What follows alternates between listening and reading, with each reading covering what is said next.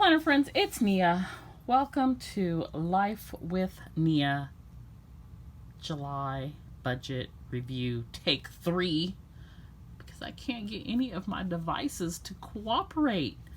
Phone won't record, camera won't record.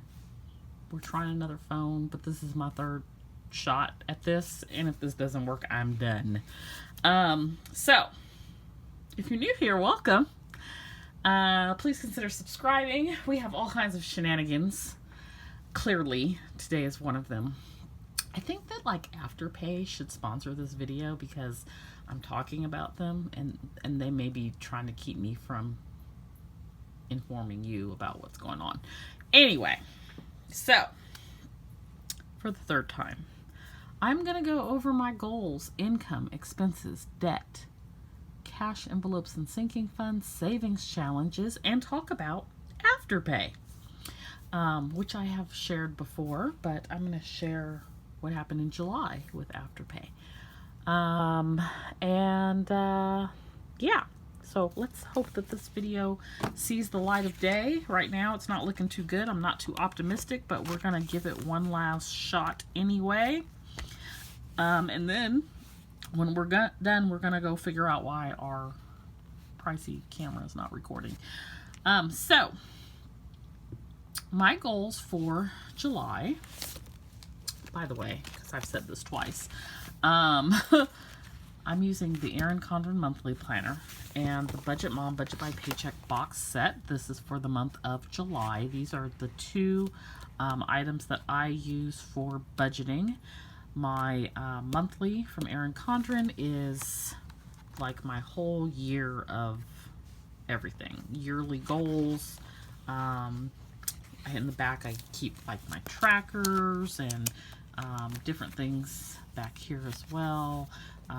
Emergency fund, debt tracker for the whole year. It's like an annual budget as well as monthly.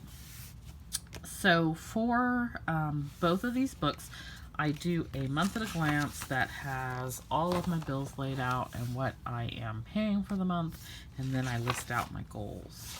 And so my goals for July were to not use a credit card, which I did, but I did use Afterpay, so it's kind of the same thing depending on how you look at it, but I did not use a credit card. I used Afterpay though. Track expenses, did that. Save $250, I did that. Etsy sales of $2,000. My Etsy sales were $16.39, so we fell a little short, about $360 short there. Pay off $1,000 in debt. I actually paid off $13.06, so did well with that. Pay off the Discover card, did that. Pay off the Quicksilver, did not do that. And with the Quicksilver, it was actually paid off in April. It was paid off in April, and I used it for some business expenses in June. And so I was trying to get it paid back off in July, but I have about, I think I paid about $250, and I have about $350 left to pay on it. So the goal now is for that to be paid off in August. For savings challenges, I do two. One is the Budget Mom Savings Challenge. So we have this one, which was the Emergency Fund Savings Challenge. And this money was supposed to go to your emergency fund. I opted to just have it go to my Budget Mom Savings Challenge account. And so it was $50 a week. And I actually did a little bit more. The first week I did 60, and then I did 50 each week thereafter. And then my grand total for my Budget Mom Savings Challenge was $666. So I added another dollar because I don't want it to say 666. So it was 667 now. So that was a total of $211 that I saved this month in the Budget Mom Savings Challenge. And I keep a tracker here at the front of this planner showing how much I have saved each month as part of the Budget Mom Savings Challenge, and so July was by far my highest month with $211.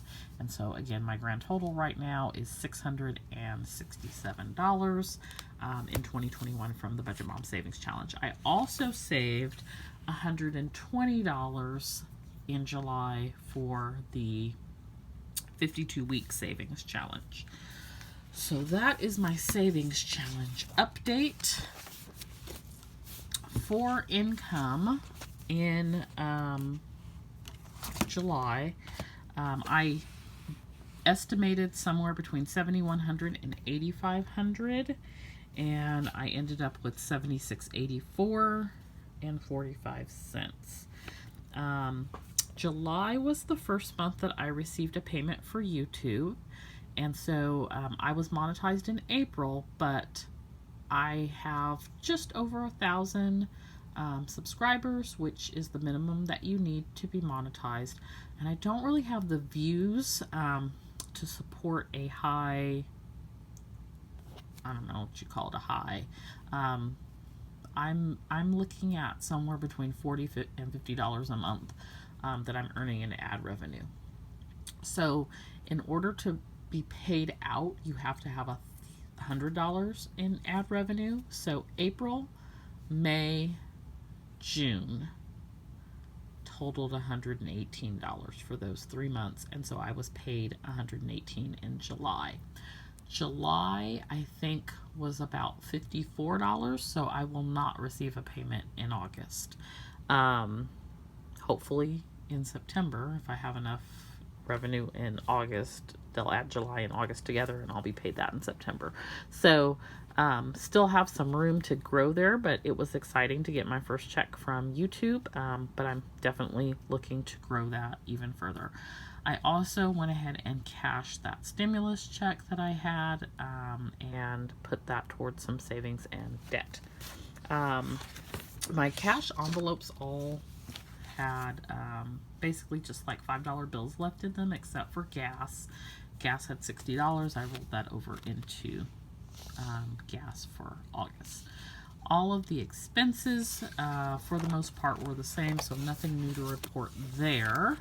Let's look at debt. So I started July with $38,656.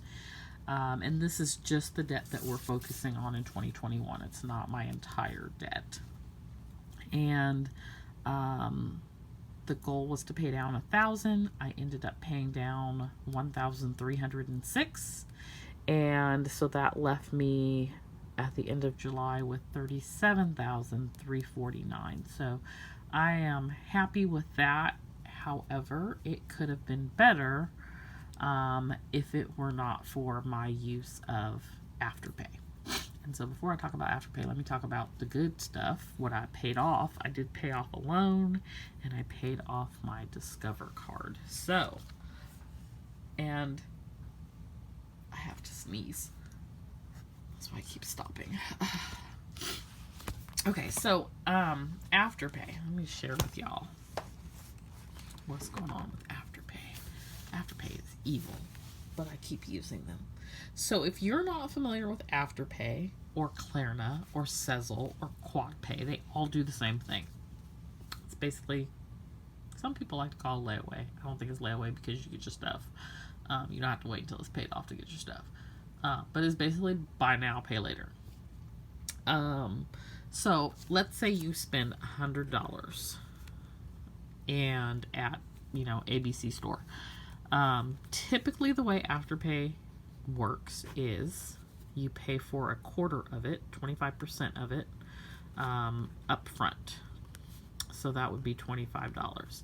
And then every 2 weeks you pay another 25%, and then at the end you have paid the full amount, the $100. Afterpay loves me, so and I say that sarcastically. So when I buy my item, I don't have to pay this $25 up front. So I pay $0. And the amount of time I have to pay it off is essentially stretched out. So then 2 weeks later, I pay the 25, the 25, the 25, the 25, and then at the end of 8 weeks, I have paid the full 100. So in the month of July, I spent $995 using Afterpay. And it was like almost all planner stuff. At the beginning of July, what I owed for Afterpay was $600.30. And you see that right here. It says Afterpay, and it's in pencil, so it's hard to see. But $600.30. That was what I owed at the beginning of July. And I spent $995. So that is $15.95. But I'm paying on, you know, my little Afterpay payments.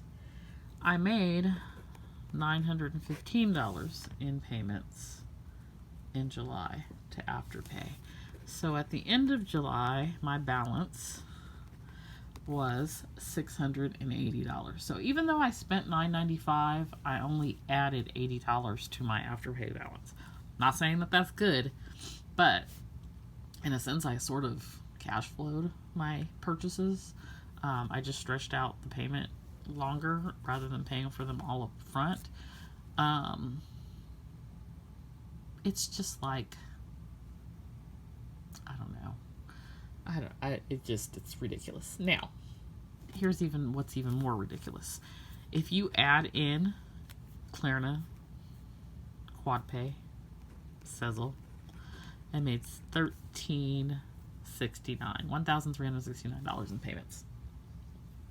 I must stop the madness. That is all I'm saying. So, the amount I put towards debt or savings or anything could have been considerably more had I not been partaking in Afterpay.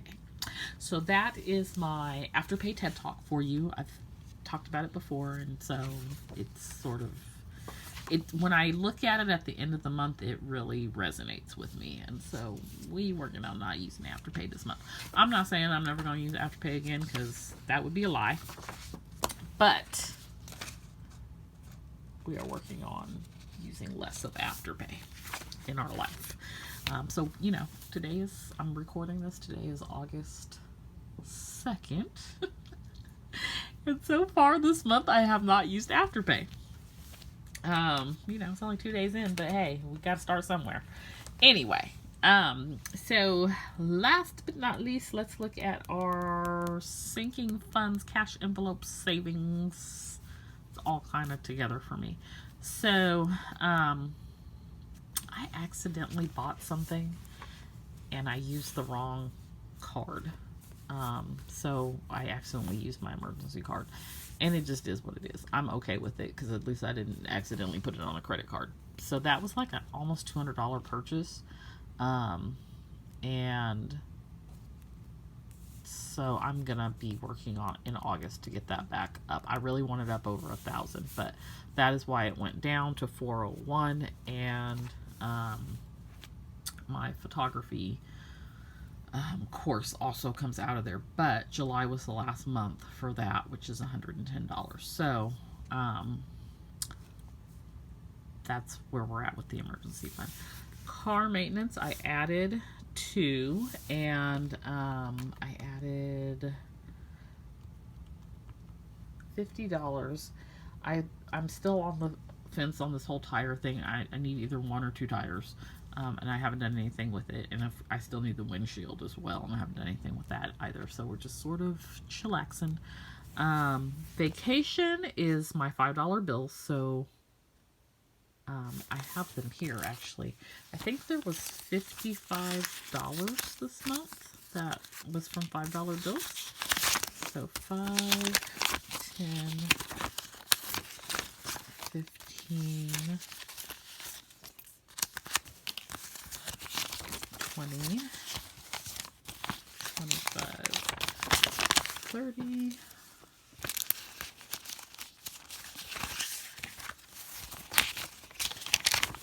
35, 40,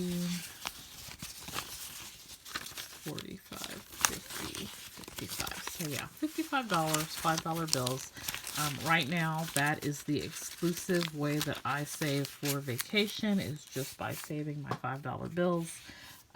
So I added $55, and my new total is $364 for my vacation fund. I added $50 to my tax fund, so my new total there is $370. $20 to health, so my new total there is $140. I added $40 to my butcher and bulk shopping envelope, and I'm finding that I'm basically spending $40 on butcher bulk shopping related items. So that I added 40 and I spent 40. Is what I'm trying to say. So that is back down to $94. I gave PD $20, so he has $146. The home fund is my 52-week savings challenge, and so that is up to $844. Business, I had $87. I spent 85 of it, so there's $2 in there, and that is actually kind of the purpose of that envelope, is to cover business related items, especially like for the planner sesh box, and so I'm going to be doing something similar this month, but I'm looking to hopefully add about $400. Christmas is always change and weird things that come in. So I deposited change into the bank this month. It was $15.29, and then I got 2 settlement checks, one for $50.86 and one for $3. I think the $3 one was like Apple. I don't remember what the $50 one was. So I added that money to my Christmas fund, and you've heard me probably say in the past, I don't need a lot for Christmas, maybe like $300. So this is a great way to jumpstart it. And then probably September, I will start saving for Christmas. So if I can get to, so I'm at 156 right now for Christmas. I only need $150 more. So, you know, September, October, November, $50 each month, and I'm where I need to be. Savings challenge for the Budget Mom, I'm at 667. So remember, I added the 211. And then fun, beauty, I added 10 to each of those. Clothing, $6. Sam's Club membership, $5. And then P.O. Box, $15. So that is where we're at on our sinking fund and savings. Last thing I wanted to share was gas. So gas, I just like wanted to share with y'all like what gas is looking like here. I've talked about this before as well. So I had budgeted a little bit higher. I gave myself $160 because our gas here is over $4 a gallon. And I actually only ended up spending $100, and in part that was because I didn't go anywhere, other than like going to work, and I tried to telework as much as possible, so it helped to keep it low. But here's a trip to the gas station. Our gas was $4.09, and I spent $30 that day and got 7.3 gallons. And I typically use my cash envelope, so I go in and pay cash. Then, that was like at an Arco. I went to Safeway, and I also spent $30. So, this one's a little, receipt is a little messed up, but it was $4.11 a gallon. And I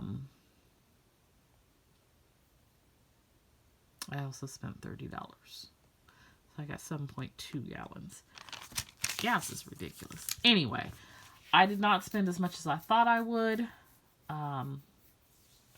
Setting aside the 160, I only spent 100, and I took the 60 that was left and I rolled it over into this month, and then I saved 60 for August. So I have 120 to work with in August, and I think it should be fine. I came into August with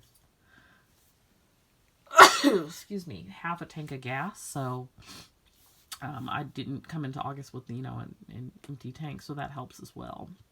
And I probably will not need gas until the second week of August, so I think 120 is fine. Anyway, that is what I had going on in July. I'm pretty excited about paying down the $1,300 in debt, and not using a credit card, and even though I did not hit the amount that I wanted for my Etsy sales, I'm happy with where they were at.